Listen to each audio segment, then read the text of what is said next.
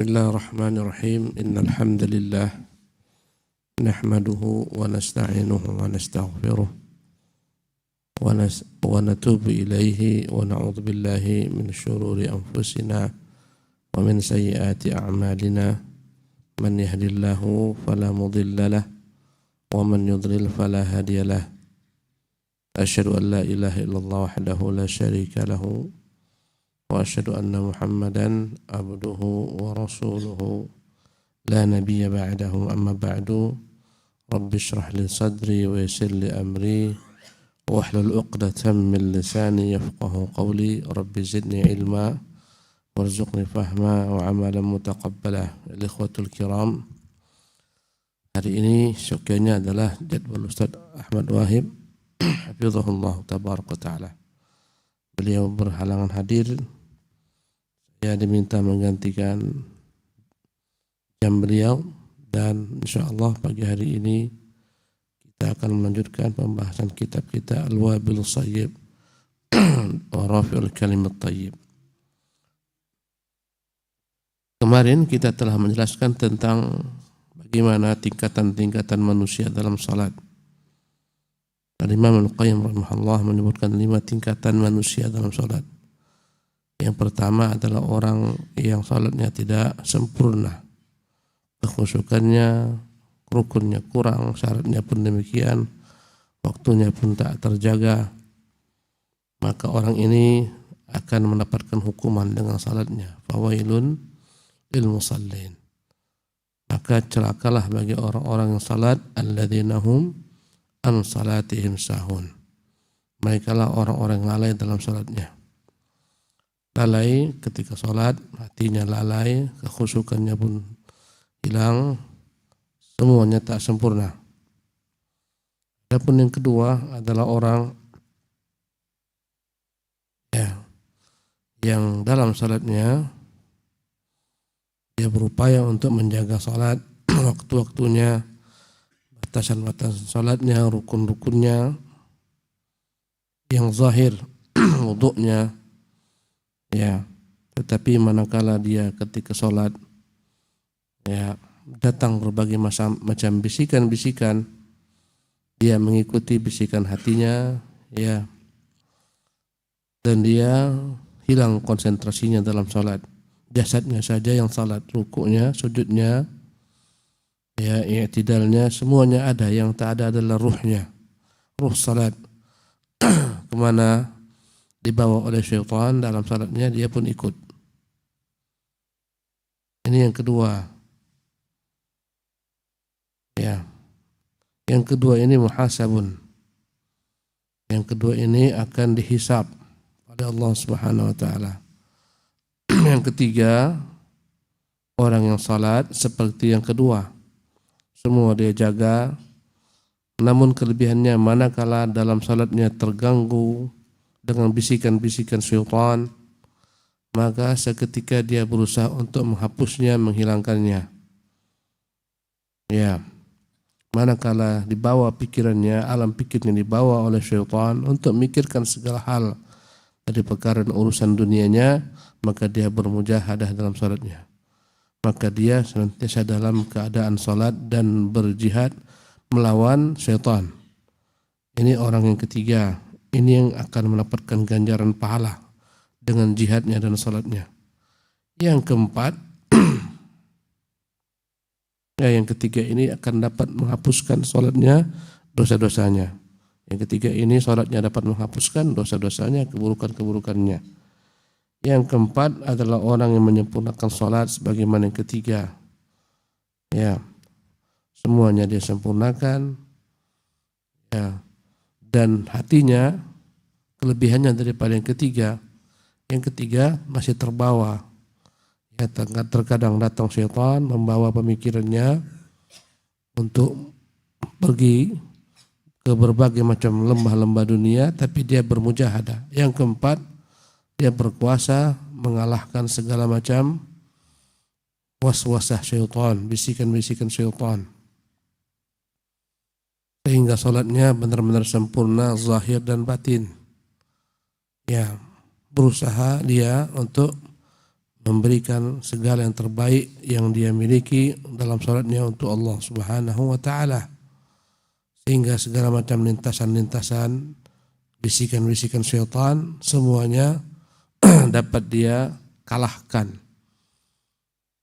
Beda dengan yang ketiga, yang ketiga dalam keadaan berjihad. Ya, yang keempat ini sudah sukses dia untuk mengalahkan bisikan-bisikan syaitan. Inilah salatnya yang dapat ganjaran pahala di sisi Allah Subhanahu wa taala. Dan yang ketiga, yang kelima, Imam Al-Qayyim rahimahullah ya, menjelaskan tentang orang yang sempurna salatnya dari yang keempat ini. Seperti yang keempat, semua mampu dia lakukan. Menjaga segala macam rukun zahirnya, kekhusyukannya ada, senantiasa dia dalam kekhusyukan. Ya, tak ada lagi bisikan-bisikan syaitan, tapi lebih tinggi daripada yang keempat, di mana dalam salatnya dia berasa benar-benar telah bermunajat dengan Tuhannya, terbuka hijab antara dia dan Tuhannya, sehingga dia masuk menemui Tuhannya, ya, dan merasakan lezat, ya, dia berjumpa dengan Tuhannya dan merasa lezat dilihat dan disaksikan oleh Tuhannya. Ini yang kelima. Yang kelima inilah yang dikatakan Qayyim dengan kedudukannya al-muqarrab. Dialah orang-orang yang Allah dekatkan dengan salatnya. Ini yang tertinggi. Ya, kata beliau, li'anna lahu nasiban mimman ju'ilat qurratu 'ainihi fi shalah. Orang inilah yang masuk ke dalam perkataan Nabi sallallahu alaihi wasallam, wa ju'ilat qurratu 'ainihi fi shalah. Allah buat ketentraman hatiku itu ada dalam salat. Ini orang yang kelima. Dia akan merasa dalam surga ketika mengerjakan salat, tentram, tenang hatinya. Faman qarrat 'ainuhu bis salati fid dunya, barang siapa yang mampu salatnya membuat dia tenang, tentram hatinya di dunia ini, lapang. Qarrat 'ainuhu bi qurbihi min rabbih azza jalla fil akhirah. Nanti akan senang pula, gembira hatinya, lapang manakala nanti di hari kiamat dia didekatkan oleh Allah Subhanahu wa taala, diangkat derajatnya kepada Allah Subhanahu wa taala. Wa qarrat 'ainuhu aidan bihi fid dunya. Dan orang semacam ini akan tentram pula hatinya, tenang hatinya, bahagia hatinya di dunia dengan salat.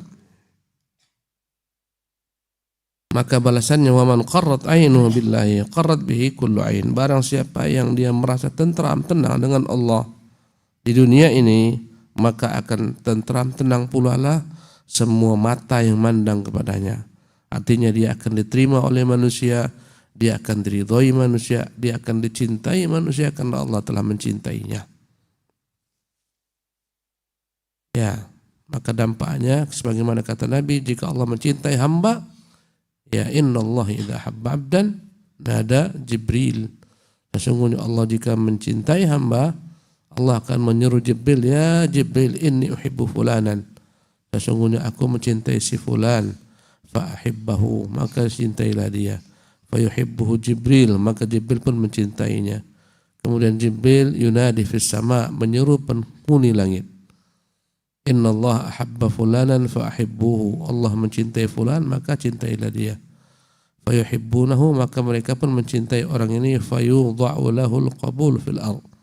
Maka akhirnya di bumi yudha'u lahul qabul, dibuat Allah hati-hati manusia menerimanya dengan lapang dada, senang, tentram, bahagia. Orang-orang pun mencintainya dan meridainya. Inilah tingkatan seorang wali Allah Subhanahu wa taala, manakala Allah mencintainya, penduduk bumi pun mencintainya. Orang yang tentram hatinya bersama Allah, maka setiap hati manusia pun tentram bersamanya. Ini maknanya yudha'u lahul qabul fil ardh, sehingga dia pun diterima di bumi ini oleh makhluk. Wa man lam taqarra 'ainuhu billahi ta'ala, barang siapa yang hatinya tak merasa tentram dengan Allah Subhanahu wa taala, ya, dalam salatnya pun tak tentram, bahkan mungkin dia lalai, tak mengerjakan salat Menyembah Allah Subhanahu wa taala, taqatta'at nafsuhu 'ala dunya hasaratin.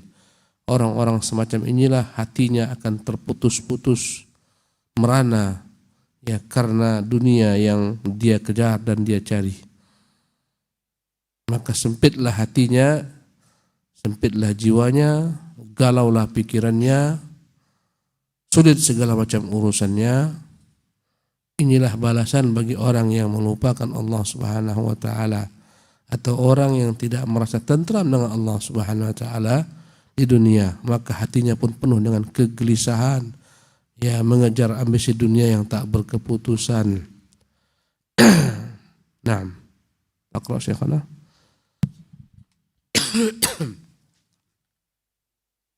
Qad ruya anna al-'abda. Bismillah. Qad ruya anna al-'abda idza qama yusalli qala Allah ta'ala qala Allah azza wa jalla irfa'ul hujuba irfa'ul hujuba fa iza iltafat qala arkhuha wa qad fassara hadzal iltifati bi iltifati wa qad ruya, diriwayatkan anna al-'abda idza qama yusalli, manakala hamba salat berdiri mengerjakan salat, qala Allah azza wa jalla, maka Allah azza wa jalla akan berkata kepadanya, irfa'ul hujuba baini wa baina abdi, angkatlah hijab antaraku dan antara hambaku. Fa idza iltafata qala arkhuha, manakala hamba ini menoleh dari Allah Subhanahu wa taala, Allah akan katakan arkhuha, tutupkan lagi hijab itu. Ya, jadi manakala orang salat, Allah katakan, bukalah hijab antara aku dan hamba. Biarkan kami berdialog, biarkan kami berbincang-bincang. Manakala hamba menoleh, Allah katakan, tutup kembali hijab tersebut. Arkhuha, tutup kembali. Maka terhijablah seorang hamba daripada Allah manakala dia lalai. Manakala dia tak lalai dalam salatnya, manakala dia khusyuk dalam salatnya, ketika itu tak ada antara dia dan Allah hijab yang menghalangi. Naam. Waqad fussira hadzal iltifati bi iltifatil qalbi 'anillahi azza wa fussira hadzal iltifatu وقد فسر هذا الالتفات بالتفات القلب عن الله عز وجل إلى غيره. Naam. Dan ditafsirkan menoleh di sini adalah menolehnya hati dari Allah Subhanahu wa taala kepada selainnya. Jika hamba menoleh, bukan menoleh dengan wajahnya, bukan seperti ini, bukan, tapi yang menoleh hatinya menoleh. Wajahnya tetap menghadap kiblat, semua nggak ada yang masalah. Gerak-geriknya pun semua nggak ada masalah. Masalahnya adalah di mana? Masalahnya adalah di hatinya yang tak lagi fokus menghadap Tuhannya. Fisiknya sedang menghadap Tuhannya, tapi hatinya terbang entah kemana-mana.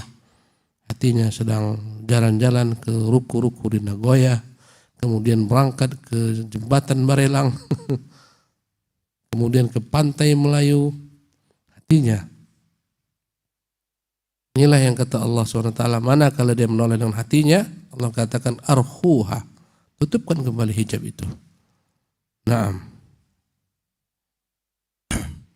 Faiza iltafat ila ghairihi arhal hijaba bainahu wa bainal abdi padakhala syaitan wa aradu alaihi umurad dunya wa arahu iyaha fi suratil mar'ati wa iza aqbala biqalbihi 'ala Allah lam yaltafit lam yaqdiris syaitanu 'ala an yatawassata bainallahi ta'ala wa baina dzalikal qalb.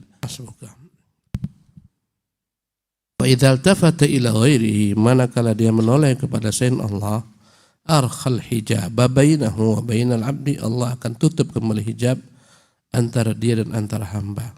Fadakhala syaitan, manakala dia berpaling, Allah cuma berpaling daripadanya, maka ketika itulah kesempatan bagi syaitan. Masuklah syaitan dalam salatnya. wa 'arada 'alaihi umur ad-dunya, maka syaitan menawarkan kepadanya segala macam urusan-urusan dunianya. Mulailah berkecamuk pikirannya, mau buat perusahaan yang baru, ya, membuat pekerjaan yang baru, mencari penghasilan yang baru, mencari bini yang baru, semua masuk di sana. Dunia ditawarkan kepadanya. Wa arahu iyyaha fi suratil mir'ati. Ya, al-mir'ati. Maka syaitan menampakkan kepadanya dunia ini seolah-olah bagikan ya bentuk cermin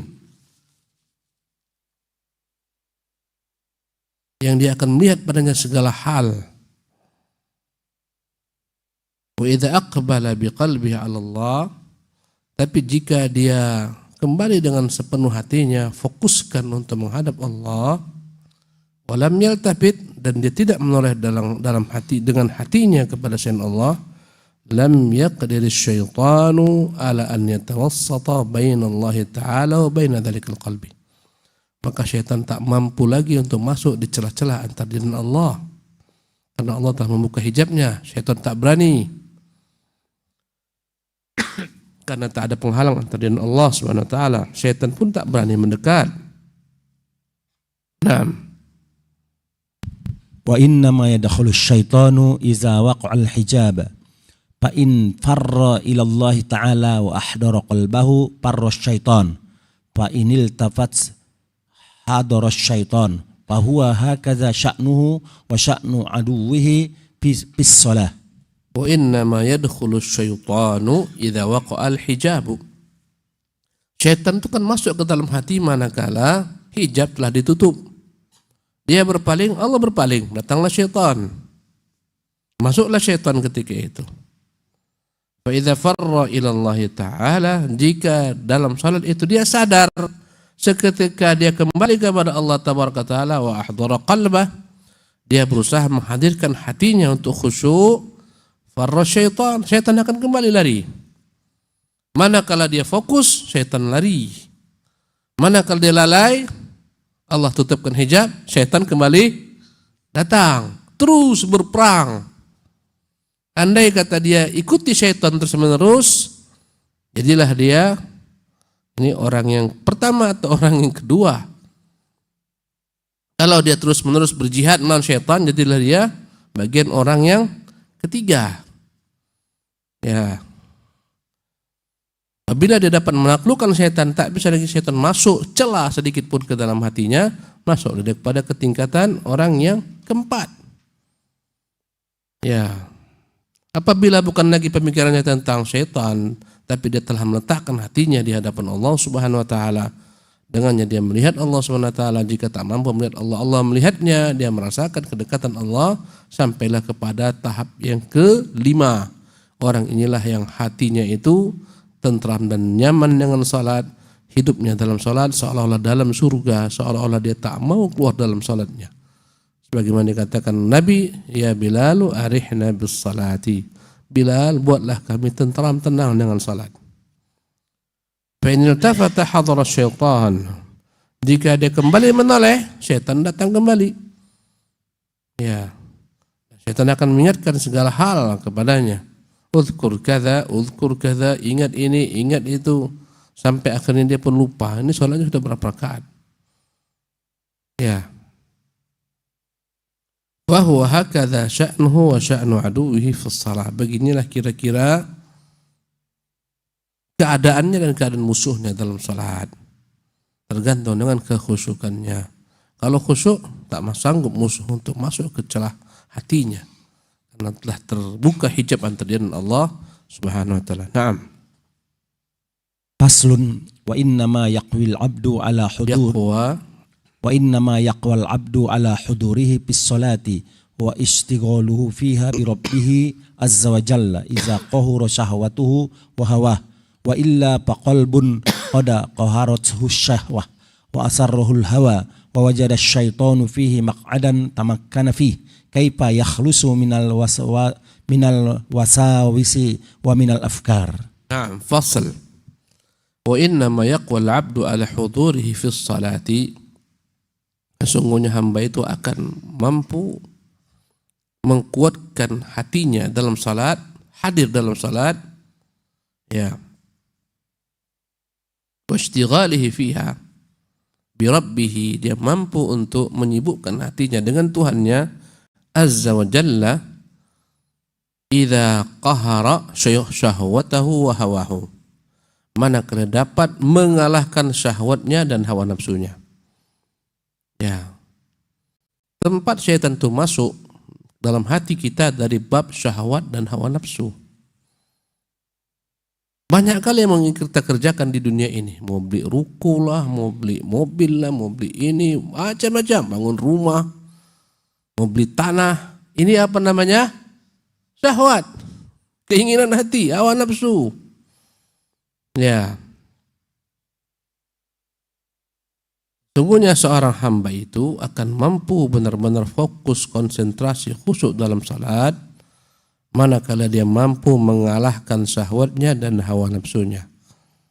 Wa illa, kalau tak mampu, faqalbun qad qaharathu syahwah. Bagaimana mungkin hati yang tadi dikuasai oleh syahwat, wa asarahul hawa, dipenjara oleh hawa nafsunya, ya, wa wajada syaitan fihi maq'adan, hati yang syaitan mendapatkan padanya ada tempat duduk, tamakkana fihi, syaitan dapat menduduki hatinya, bagaikan ya benteng yang dapat dikuasai musuh masuk ke dalam benteng tersebut, menguasai benteng sepenuhnya.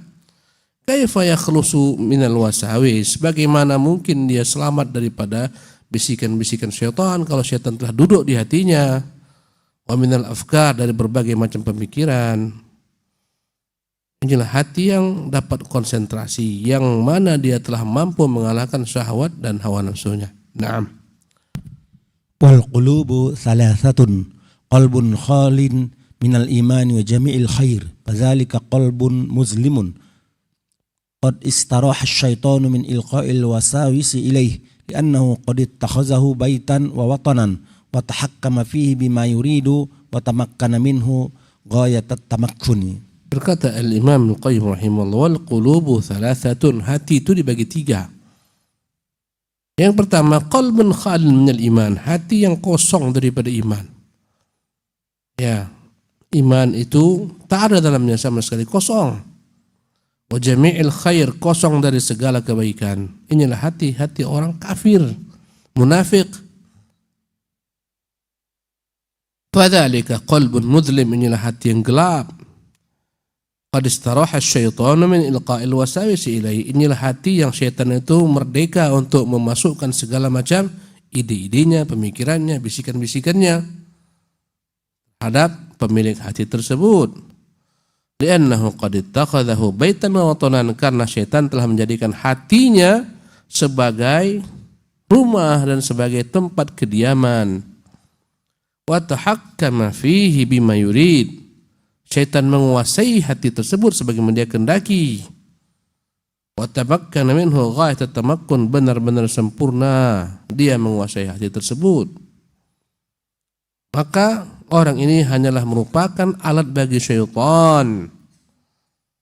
Syaitan yang mengontrol, ibarat remote, itulah dia. Syaitan yang pegang remote hatinya. Tinggal syaitan menggerakkan kemana dia mau. Ya, bagaimana anak-anak, kau lihat bagaimana anak-anak main remote, mobil remote control.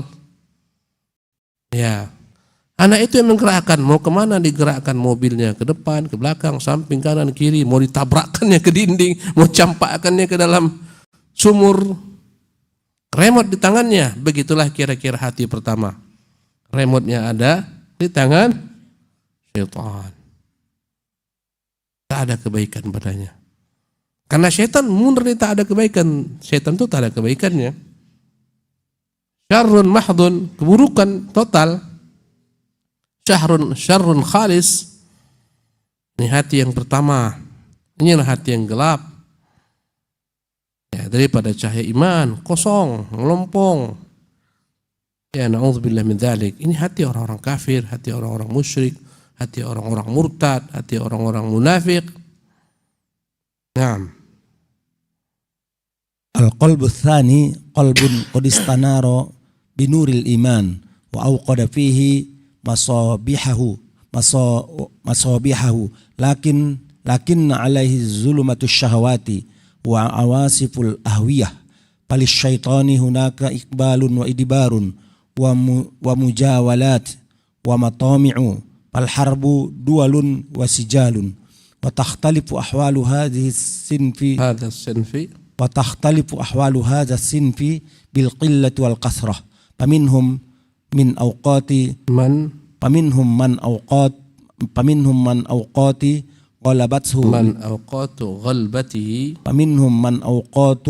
غلبته لعدوه أكثر ومنهم من أوقات غلبة عدوه له أكثر ومنهم من هو تارة وتارة. Al-qalbu tsani, hati yang kedua. Memang subhanallah, Ibnu Qayyim luar biasa menjelaskan bagaimana hati ini ya benar-benar layak dia dinobatkan sebagai tabibul qulub. Dialah dokternya hati. Ya, bukan hanya tabibul qulub, bahkan dia juga tabibul abdan. Dia ahli dalam segala macam pengobatan badan. Dia menguasai ya dua hal ini, tabibul qulub wal abdan. Untuk tabibul qulub banyak sekali buku-bukunya, rata-rata adalah merupakan kesembuhan hati. Bagaimana hati itu sembuh dari penyakitnya. Dan dia juga mengarang kitab-kitab bagaimana supaya badan itu sembuh. Sehingga dia buat kitab khusus dimasukkan ke dalam Zadul Ma'ad. Kitabnya yang berjudul At-Tibbun Nabawiyyu, ketabiban ala Nabi sallallahu alaihi wasallam. Sempurna dia, rahimahullah rahmatan wasi'atan. Kata dia, hati yang kedua, qalbun qad istanara binuril iman, hati yang telah disinari dengan cahaya iman, wa auqada fihi ya wa uqadu fihi misbahuhu, dan telah dihidupkan dalam hati tersebut lampu-lampu iman, bercahayalah dia. Lakin alaihi zulmatus syahawati, tapi hati ini kadang-kadang digelapi dengan kegelapan syahwat. Wa awasiful ahwiyah, kadang-kadang datanglah badai hawa nafsu yang menyerang. Ibaratkannya hawa nafsu bagaikan badai, awasif, asifatun awasif, badai. Kadang-kadang badai syahwatnya datang menyerang ke dalam hati ini. Falis syaitani hunaka iqbalun wa idbar. Inilah hati yang syaitan itu terkadang bisa masuk, terkadang lari daripadanya. Iqbalun, waktu manakala dia sedang lalai, syaitan pun masuk. Wa idbar, manakala dia ingat, syaitan lari, meninggalkan hati tersebut. Wa mujawalatun wa matami'u, inilah hati yang senantiasa berperang padanya ya syaitan dan segala macam bisikan-bisikannya, dan malaikat dengan segala macam bisikan-bisikannya. Dalamnya ada pertarungan antara ambisi-ambisi, ketamakan-ketamakan. Fal harbu dualun wasijal, begitulah peperangan. Senantiasa peperangan itu kalah dan menang. Dualun, berganti-ganti, kadang dia menang, kadang-kadang dia kalah. Itulah peperangan. Dualun wasijal, pertempuran itu kadang menang, kadang kalah. Wa takhtalifu ahwalu hadzal sinfi bil qillati wal kathrah. Tentu akan berbeda kondisi jenis hati yang kedua ini dengan siapa yang paling mendominasi, siapa yang paling mendominan.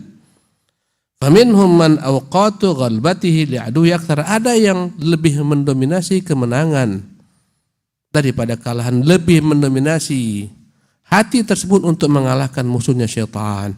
Sesekali syaitan itu menang, tapi mendominasi hatinya yang menang, kekuatan. Ini hati yang kedua ya. Hati yang berkecamuk padanya ya syaitan dan segala macam tingkah lakunya. Jadi hati ini pun tentunya berbeda-beda pemiliknya. Ada yang hatinya ini terkadang sesekali dikuasai syaitan, tapi secara umum garis besar pemenangnya adalah sang hati. Faminhum man awqatu ghalbatihi li'aduhi akthar wa minhum man awqatu ghalbati aduhi lahu akthar. Yang kedua, sebaliknya, hati ini lebih dominan dikuasai syaitan. Sesekali dikuasai oleh bisikan malaikat. Ya, tentu lebih banyak lalainya daripada ingatnya. Kalau yang pertama, tentu lebih banyak ingatnya daripada lalainya. Yang kedua ini lebih banyak lalainya daripada ingatnya. Karena lemah. Syaitan lebih banyak menguasai. Sesekali saja ingat. Ya, akhirnya dia nyesal. Tobat, kembali. Besok kembali lagi ngikuti syaitan. Wa minhum man huwa taratan wa taratan. Ada orang-orang yang 50-50 bahasa kita. Setengah-setengah. Setengah dikuasai syaitan, setengah dikuasai oleh bisikan-bisikan malaikat, lammatul malak. Maka salat itu akan bergantung dengan mana yang mendominasinya. Ya, ini adalah hati jenis kedua. Dalamnya ada cahaya iman, dalamnya juga ada kegelapan syahwat. Naam. Al-qalbu tsalis qalbun mahsyurun bil iman. Qad istana qalbun mahsyuwun bil iman. Qad istanara bi nuril iman wang pasa'ati anhu hujubus syahwat wa aqla'at anhu tilka zulumat falinurihi fi qalbihi isyraqun walizalikal isyraqi iqadun laudana minhum waswasil ihtaraqa laudana minhu wiswasu ihtaraqa bih fahuwa kas-sama'i allati hurisat bin nujumi. Al-qalbu tsalits, inilah hati yang ketiga. Kita berharap hati kita seperti ini, tapi Allahul musta'an. Perjuangan untuk mencapai tingkat ketiga ini memang harus benar-benar ada upaya mujahadah. Inilah hati yang paling ideal. Qalbun mahsyuwun bil iman, hati yang dipenuhi dengan iman. Qad istanara binul iman, hati yang bercahaya dengan cahaya iman. Wa qasha'at anhu hujubus syahwat, hati yang telah berhasil mengalahkan segala macam bentuk syahwat. Ya. Wa aqla'at anhu tilka dhulumat, hati yang dapat menghilangkan segala macam bentuk kegelapan-kegelapan. Falinurihi fi qalbihi isyraq, dalam hati tersebut ada cahaya yang menyala-nyala. Walidzalikal isyraqu iqad, cahaya itu yang menyala-nyala terus-menerus terpelihara. Cahayanya dengan adanya terus-menerus bahan minyak yang akan menjadi bahan bakar bagi api tersebut untuk tetap menyala. Laudana minhul wiswas, jika ada bisikan-bisikan syaitan mendekat kepadanya, ihtaraqa bih, akan segera dibakar oleh api ini. Tak bisa syaitan dekat terbakar. Karena terus terpelihara, lentera imannya terus terjaga. Senantiasa bahan bakarnya terus dipompa, ada terus. Ya. Bahan bakar inilah amal saleh, iman kepada Allah. Fahuwa kas-sama'il lati hurisat bin nujum, maka perumpamaan hati ini bagaikan perumpamaan langit yang dijaga Allah dengan bintang-bintang. Langit itu Allah jaga dengan bintang-bintang daripada keinginan syaitan untuk mencuri berita-berita dari langit. Kata Allah, wa ja'alnaha rujuman lisyayatin, kami jadikan bintang-bintang itu untuk melontar syaitan-syaitan. La yasma'una ilal mala'il a'la, mereka tak berani dekat ke alamnya malaikat. Wa yuqdhafuna min kulli janib, mereka akan dilempar dari semua sisi. Inilah hati yang ketiga. Naam. Palaudana minha syaitan liyatakhattaha yatakhattaha rujima pahtaraqa. Jika syaitan berusaha mendekati hati ini, bagaikan perumpamaan syaitan yang ingin mendekati alamnya malaikat al-mala'ul a'la. Rujima, dia akan segera dilontar, dibakar, fahtarak, dia pun akan terbakar. Subhanallah. Ini perumpamaan hatinya orang-orang yang beriman, yang kuat kokoh imannya, sehingga syaitan tak bisa masuk mencuri hatinya, mengisinya dengan berbagai macam syahwat, mengisinya dengan berbagai macam ambisi. Naam. Satu paragraf lagi. Baik. Walaisatis sama'u bi'a'zama hurmatan minal mu'min wa hirasatullahi ta'ala lah atammu min hirasatis sama' Asmuka. Walaisatis sama'u bi'a'zama hurmatan minal mu'min. Tentulah langit itu tak lebih besar kehormatannya, penjagaannya sebagaimana kehormatan dan penjagaan seorang mukmin. Wa hirasatullahi ta'ala wa atammu min hirasatis sama'. Bahkan kata Ibnu Qayyim, penjagaan Allah terhadap seorang hamba ini ya lebih kuat daripada penjagaan Allah Subhanahu wa taala terhadap langit. Langit Allah jaga dengan bintang-bintang, hambanya lebih dahsyat Allah jaga. Allah pelihara daripada berbagai macam gangguan-gangguan syaitan. Naam. Was-sama'u muta'abbadul malaikah wa mustaqarrul wahyi wa fiha anwarut ta'at wa qalbul mu'min mustaqarrul tauhidi wal mahabbati wal ma'rifati wal iman. Ya, sebagaimana langit itu muta'abbadul malaikat, tempat ibadahnya malaikat-malaikat. Malaikat sana di langit beribadahnya. Di sana namanya adalah Baitul Ma'mur. Wa mustaqarrul wahyu, di langit itulah tempat wahyu. Wa fiha anwarut ta'at, di atas langit sana banyak sekali cahaya-cahaya ketaatan. Wa qalbul mu'min, demikian juga hati seorang mukmin bagaikan langit mustaqarr tauhid, adalah merupakan tempat berdiamnya tauhid, wal mahabbah wal ma'rifah, dialah tempat berdiamnya kecintaan kepada Allah, ma'rifat pengenalan terhadap Allah, wal iman, wa fihi anwaruha, dalamnya ada berbagai macam cahaya iman, cahaya ma'rifatullah. Naam. Fahuwa hakikun an yuhrasa wa yuhfaza min kaidil aduwi fala yanalu minhu syai'an illa ala girratin wa ghaflatin khatfatan. Fahuwa haqiqun an yuhras, maka hati semacam ini pasti lebih layak untuk Allah jaga daripada penjagaan Allah Subhanahu wa taala terhadap langitnya. Wa yuhfaz min kaidil adu, tentulah hati semacam ini wajib Allah jaga daripada tipu daya musuhnya.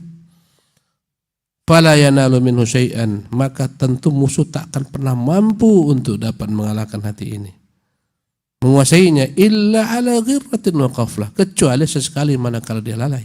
Sesekali saja. Lalainya sedikit, seketika ingat, syaitan lari terbirit-birit. Khatfatan, ya berusaha syaitan untuk mencurinya sesekali manakala dia lalai.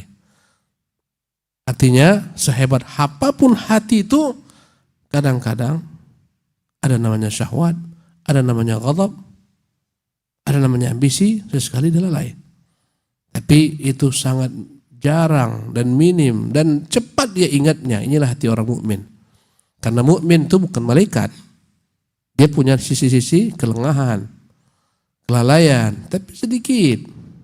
Sesekali saja. Ketika itulah syaitan itu masuk.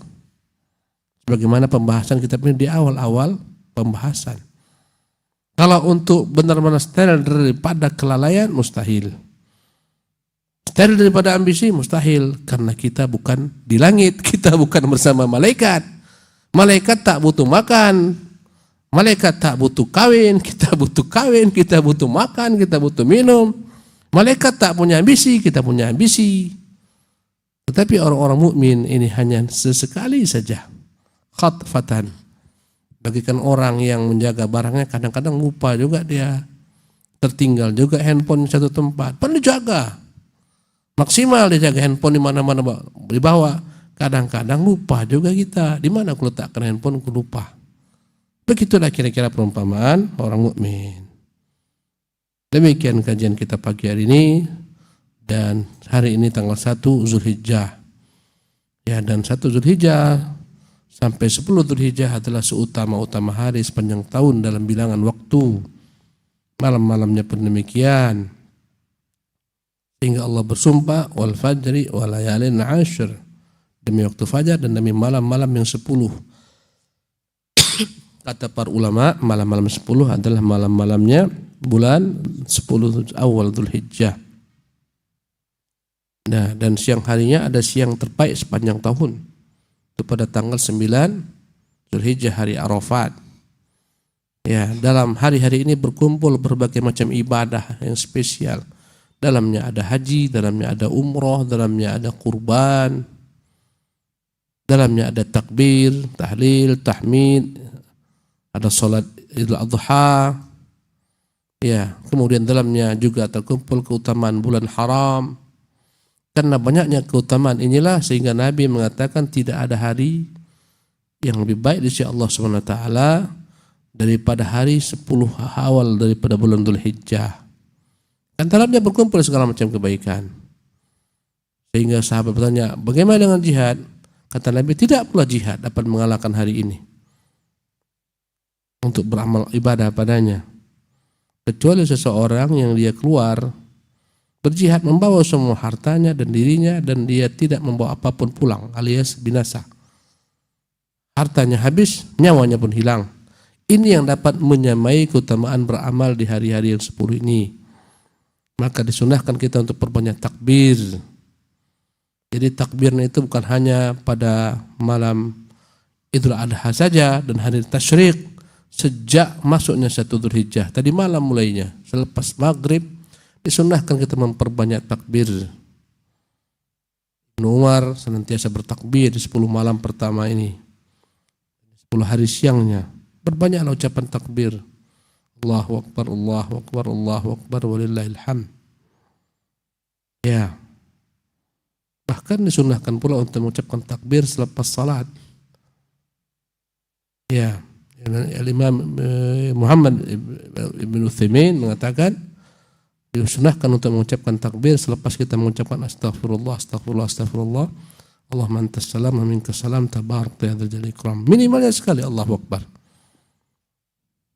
Ya, maka kita sedang mengingatkan inilah amalan-amalan yang paling terbaik datang kepada kita. Berinfak, bersedekah, yang mau berpuasa, menyambung silaturahmi, inilah hari-hari terbaik sepanjang tahun.